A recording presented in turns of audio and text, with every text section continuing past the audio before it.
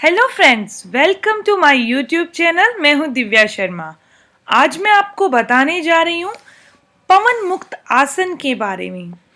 ये आसन वैसे तो सारे के सारे योगा करने से हमारी बॉडी को बहुत ज़्यादा बेनिफिट्स होते हैं, लेकिन जो ये पवन मुक्त आसन है इसके बेनिफिट्स सबसे अलग हैं। क्योंकि मैं आपको एक बात बता दूं कि जो हमारी सारी बॉडी में कोई बीमारी का, जैसे अपने कहते हैं ये बीज है, तो बेस जो होता है वो पेट होता है। कोई भी बीमारी जब स्टार्ट होगी तो वो पेट से होगी, चाहे कोई स्किन की इन्फेक्शन, चाहे पिंपल, चाहे कोई दांतों की प्रॉब्लम्स होती हैं, चाहे कह लें कि वो किसी के जो नाड़ियाँ होती हैं उसमें ब्लॉकेज हो जाती है, वो चाहे कोई भी प्रॉब्लम हो, उसका जो बेस होगा ना वो पेट होगा 100%। क्योंकि पेट में जब डाइजेस्ट सिस्टम वीक हो जाएगा तो स्किन की प्रॉब्लम आ जाती है, दांतों की प्रॉब्लम आ जाती है। जिनको भी दांतों की प्रॉब्लम है वो चाहे चेक करवा लेना, उनके पेट में कोई ना कोई या फिर लीवर खराब होगा या फिर डाइजेस्ट सिस्टम ठीक नहीं होगा। तो ये सारी की सारी जो प्रॉब्लम्स का सल्यूशन होता है ये पवन मुक्त आसन है। अगर आप रेगुलर सुबह और शाम खाली पेट पवन मुक्त आसन करते हैं तो आपको पेट की कोई भी समस्या नहीं होगी। अगर आपको पेट की समस्या नहीं होगी तो कोई भी समस्या आपको छू भी नहीं सकेगी। और जिसके पेट पर बहुत ज़्यादा चर्बी है या फिर कह सकते हैं कि बहुत इंसान मोटा है और वो चाहता है कि वो उसका पेट फ्लैट हो जाए, तो वो इस आसन को ज़रूर करे। मैं सब तरीकों से आपको इस आसन को करने के बारे में बताऊंगी। इसके 2 स्टेप हैं, इनको दोनों स्टेप के थ्रू ही करना है। ये फर्स्ट स्टेप है। फर्स्ट स्टेप में मैंने आपको एक नॉर्मल के अकॉर्डिंग बताया गया है और एक बैक पेन के अकॉर्डिंग बताया गया है। अब मैं पहले आपको इसके बारे में कैसे करना है, इसकी विधि क्या है वो बताती हूँ। पहले आप किसी भी मैट पर पीठ के बल लेट जाइए, फिर सांस भर लीजिए। अब किसी भी एक पैर को, यानी कि चाहे आप लेफ्ट से स्टार्ट करें चाहे राइट से, पैर को अपने घुटने से मोड़कर दोनों हाथों की उंगलियों को, जैसे हम एक दूसरे के अंदर अपनी उंगलियां डाल लेते हैं वैसे डालकर अपने घुटने को पकड़ें और पेट के साथ लगाएं। फिर सिर को ऊपर उठाएं। अब हमने क्या करना था, हमने सांस भरी थी और अपने पैर को उठाया था, लेकिन अब क्या करना है, जब हम अपने घुटने को अपनी सिर के साथ या फिर नोज के साथ लगाना है या फिर चिन के साथ लगाना है। जब आप घुटने को मोड़कर अपने नोज या चिन के साथ लगा रहे हो तो अपनी सांस को छोड़ दो उस टाइम, ठीक है, छोड़कर उसको वहीं रोक दो। ऐसा करने से अब अपने सांस को छोड़ दिया है और हमारे अंदर सांस बाहर निकल चुकी है और हमने सांस को रोक भी रखा है। यानी ना तो हम सांस ले रहे हैं ना छोड़ रहे हैं, रुकी हुई है वो भी बाहर की तरफ। ऐसा करने से और चिन को या फिर नोज को अपनी नी के साथ लगाने से ये हमारा फर्स्ट स्टेप पूरा होता है। जो लोग नॉर्मल हैं, जिनकी बैक पेन नहीं है, ये इस आसन को इस टाइप से करें।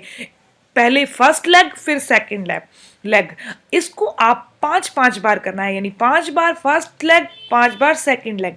ये तो हुआ नॉर्मल लोगों के लिए। जिनकी बैक पेन है उनको भी सेम प्रोसेस के अकॉर्डिंग करना है कि सांस लेते हुए घुटने को अपनी तरफ लेके आना है, घुटने को अपने दोनों हाथों से दबाते हुए सांस को छोड़ना है और छोड़कर रोक लेना है।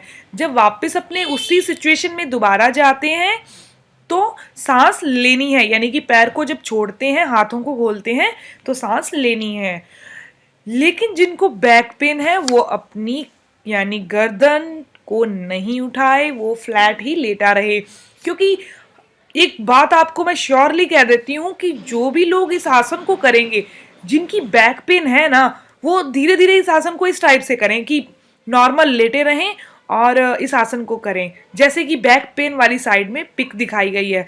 लेकिन धीरे धीरे क्या होगा, आप ये नॉर्मल वाला आसन भी बड़ी आसानी से कर पाएंगे।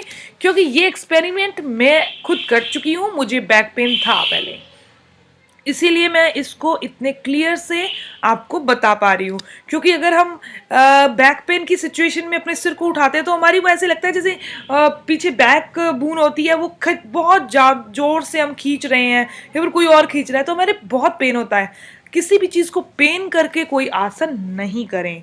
इसीलिए जब आप धीरे धीरे इस आसन को 10 दिन 15 दिन बैक बोन वाले कर लेंगे जिनको बैक प्रॉब्लम है, तो वो नॉर्मल तरीके से जो ये पवन मुक्तासन है कर पाएंगे।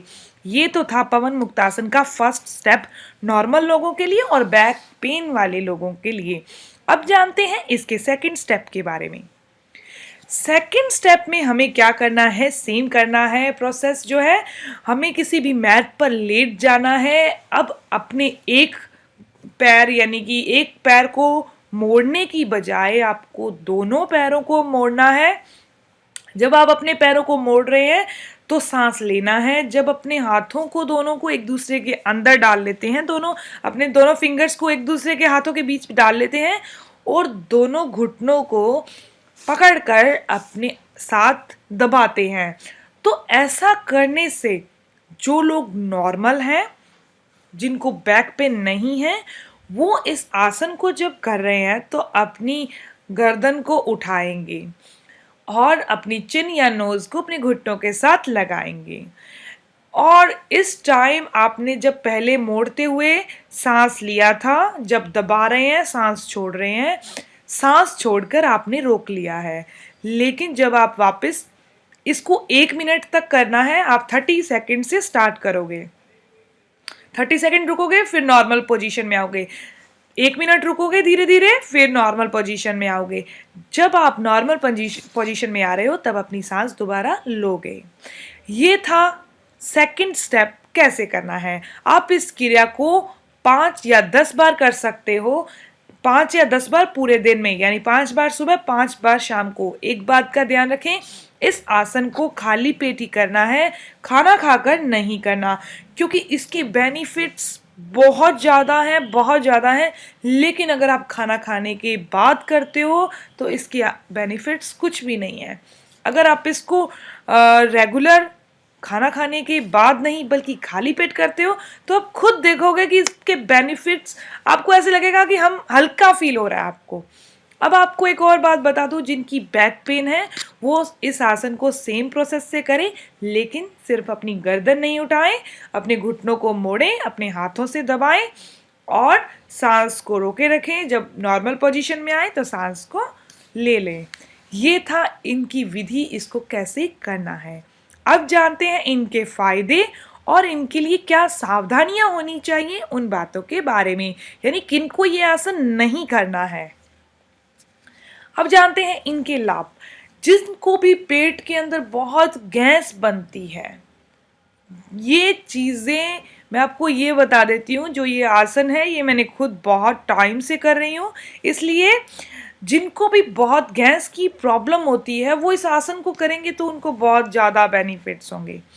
जिनका भी डाइजेस्ट सिस्टम खराब है, यानी कि जिनका लीवर जो है बहुत कमज़ोर है, खाना खाते हैं बाहर आता है, खट्टे डकार आते हैं, क्योंकि लीवर जिनका जितना ज़्यादा कमज़ोर होता है, डाइजेस्ट सिस्टम जितना कमज़ोर होता है, खाना मुंह के थ्रू वापस आता है या फिर खट्टे डकार आते हैं या फिर ऐसे लगता है कि खाना अभी बाहर आ जाएगा। ये सारी की सारी चीज़ें अगर कोई इस आसन को खाली पेट करता है तो उनको ये चीज़ें फेस नहीं करनी पड़ेंगी, और जिनको ये प्रॉब्लम है डाइजेस्ट सिस्टम की, उनकी ये सिस्टम दूर हो जाएगा, ये 100% श्योर है। और एक बात और, खाली पेट ही करना है। जब आप मॉर्निंग में उठते हो, पानी पीते हो, फ्रेश होते हो, उसके बाद इस आसन को करें। इसके बाद जिनका पेट बहुत फुला रहता है या फिर जिनको कब्ज की बहुत ज़्यादा प्रॉब्लम है, कोई भी मेडिसिन लेते हैं, कोई भी घरेलू दवा लेते हैं, कुछ नहीं असर होता, लेकिन वो इस आसन को करेंगे तो 100% आपको बहुत ज़्यादा रिलीफ मिलेगा। साथ में आपको बहुत सारा पानी पीना है। व्यायाम इस एक्सरसाइज के साथ, यानी इस योगा के साथ पानी नहीं पीना, पूरे दिन में पानी पीना है। इस आसन के दौरान आपके जो पैर हैं उनके सभी अंग यानी पैर जो होंगे वो सक्रिय हो जाएंगे। जिनके जो सोचते हैं कि हमें बहुत जल्दी थकान हो जाती है, जिनके घुटने मुड़ नहीं पाते, वो इस आसन को एक बार धीरे धीरे स्टार्ट करें तो उनके जो घुटने हैं वो आराम से फ्लेक्सिबल हो जाएंगे। जिन महिलाओं को भी मासिक धर्म के टाइम यानी पीरियड्स के दौरान कोई दर्द होता है पेट में, यानी कुछ लोगों को तो ऐसे नहीं है दर्द होता है, तो वो लेडीज इस आसन को करेंगी, लेकिन इसको पीरियड्स के दौरान नहीं करना, ड्यूरिंग टू पीरियड नहीं करना, उसके आगे या पीछे कर सकते हैं, तो उनको इस आसन से बहुत ज़्यादा लाभ मिलेगा। जिनको भी गठिया की प्रॉब्लम है यानी कि जॉइंट पेन है, मैंने आपको बोला कि कमर पेन वाले कैसे करेंगे इस आसन को, मैंने रोका नहीं है, कमर पेन वालों ने भी ये आसन करना है। अगर कमर पेन वाले यानी जो बैक पेन वाले इस आसन को करेंगे तो उनको बहुत ज़्यादा फायदा होगा। हार्ट पेशेंट भी और एसिडिटी जिनको भी ये प्रॉब्लम्स है उनके लिए भी ये आसन बहुत बढ़िया है। जिनकी पेट की चर्बी यानी फैट बहुत ज़्यादा है वो इस आसन को ज़रूर करें। इस आसन से हाथ, पीठ, कमर और पैर ये सब के सब है जो बहुत फ्लेक्सिबल हो जाते हैं, हमारी कमर बहुत लचीली हो जाती है। ये तो थे इसके फायदे। अब जानते हैं इसके बारे में सावधानियाँ। इस आसन के बारे में जो सावधानियाँ यूज़ करनी है वो इस आसन को खाना खाने के बाद करना है। जो प्रेग्नेंट लेडी हैं वो इस आसन को बिल्कुल नहीं करें। जिनको हर्निया की प्रॉब्लम्स होती हैं वो इस आसन को बिल्कुल नहीं करें। जिनको हाई ब्लड प्रेशर है वो इस आसन को नहीं करें। और एक बात और, बैक पेन वाले इस आसन को कर सकते हैं। बैक पेन धीरे धीरे स्लिप डिस्क की प्रॉब्लम में कन्वर्ट हो जाती है, तो इसीलिए जिनको बैक पेन है वो इस आसन को ज़रूर करें, लेकिन जिनको स्लिप डिस्क की प्रॉब्लम है या गर्दन में दर्द है वो इस आसन को नहीं करें। वो क्योंकि इस आसन को करने से जिसकी डिस्क पहले ही हिल चुकी है वो और हिलने का डर होता है, इसीलिए इसका इलाज नहीं हो सकता। लेकिन मैंने एक अलग से वीडियो बनाई है जिनको स्लिप डिस्क की प्रॉब्लम है उनके लिए क्या ट्रीटमेंट है, वो उस ट्रीटमेंट को लेने के बाद इस आसन को ज़रूर करें। और मैंने ये बता दिया है कि जो पीरियड्स के अकॉर्डिंग, पीरियड्स के ड्यूरिंग पीरियड इस आसन को नहीं करना, पेट खाली होना चाहिए। जिनको भी कोई भी पेट की समस्या है, पेट में बहुत चर्बी है, वो इस आसन को ज़रूर करें। ये सोचें कि ये आसन स्पेशली आपके लिए है। ये थी इन्फॉर्मेशन पवन मुक्तासन के बारे में। ये इन्फॉर्मेशन आपको कैसी लगी प्लीज़ अपने कमेंट्स के द्वारा मुझे ज़रूर बताएं। मेरी वीडियो को लाइक करें और शेयर करें। मेरे चैनल को सब्सक्राइब करने के लिए मेरे लोगो पर क्लिक करें ताकि मेरी आने वाली वीडियोस की इन्फॉर्मेशन आपको मिलती रहे। अगर आप इस वीडियो के बारे में और नॉलेज लेना चाहते हैं तो आप मेरी साइट है एक divya.myfitnessbeauty.com पर जाकर इस वीडियो के बारे में और नॉलेज ले सकते हैं।